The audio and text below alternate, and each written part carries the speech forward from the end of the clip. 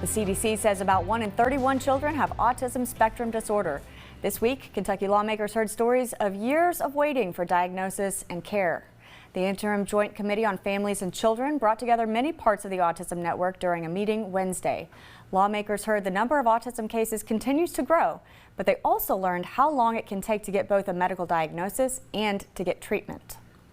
Just on my way up to Frankfort today, I took a call with somebody who has reached out to 349. She's contacted on her own 349 facilities to try and get help for her son, who's about in the 6th grade.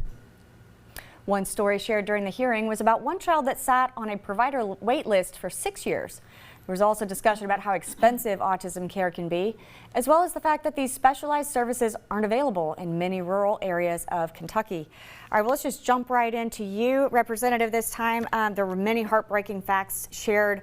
This feels like a challenge that's really difficult to solve. It's incredibly difficult to solve. And you think as a mother, recognizing that something is atypical in your child and trying to find services and not being able to get them when you know that you need them. It's just incredibly frustrating from the policy, from the family side.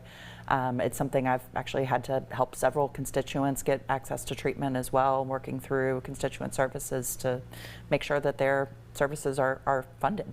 Sure. Senator, you're from a rural area, born and bred.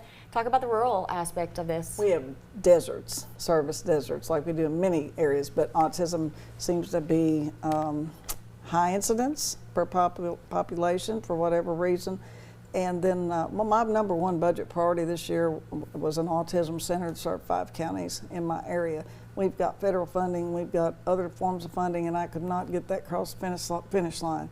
And it was in a rural area, and we're still trying, and we're going to do that. But that was my number one budget priority. Well, to that point, there was some discussion about needing a facility this week that that treats children with profound autism in the state. Do you think that's going to be an option going forward? We have profound tier issues in not only autism, but juvenile justice and behavioral health, that we have to send kids out of state, and we don't have facilities that meet that criteria level. So yes, this is just another subject matter where we've got to do better. There's no placements for this. I see it in my law practice, I see it in my public life, in dealing with the constituents and my clients, and it's frustrating. And you've got literal deserts to even get a diagnosis or basic services, let alone high-level tier services. What role do you think the state should play, Representative Dalworth, in reducing the time it takes to get a diagnosis and then obviously the treatment? Well, we've got to look at reimbursement rates first and foremost. And the reason we don't have providers in these areas is that it's not financially feasible for them, or there aren't enough providers. And so we've got to be looking at rates and making sure that we can attract providers to all of Lexington, or all of Kentucky, not just Lexington and Louisville. And even there, we do have more of them, but it doesn't keep up with the demand. And so we've got to make sure that we can continue to attract those healthcare providers and those therapists and the people that are going to be making a difference in these kids' lives. And there's transportation That's issues. Exactly what I was going to bring up next, There's transportation issues, there's respite issues. These families are exhausted and spent on every level, financially, emotionally, physically.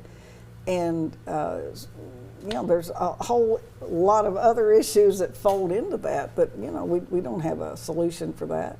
Well, and I was going to bring up as well, I mean, you're in Lexington here, so probably a lot of folks come here for treatment and diagnosis if they can get the transportation to get here.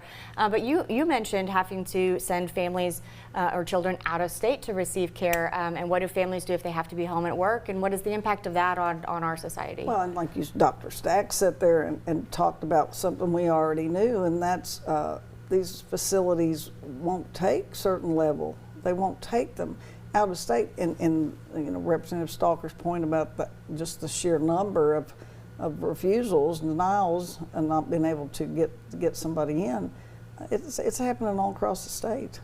Final thoughts?